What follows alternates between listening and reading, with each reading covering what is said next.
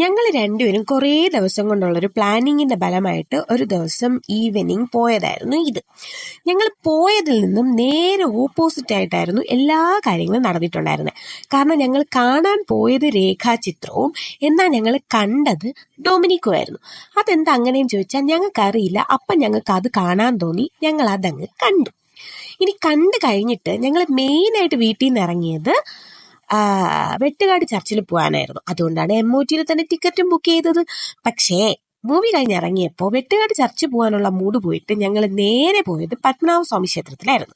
അവിടെ ഈവനിങ് നല്ല രസമാണല്ലോ കാണാൻ വേണ്ടിയിട്ട്.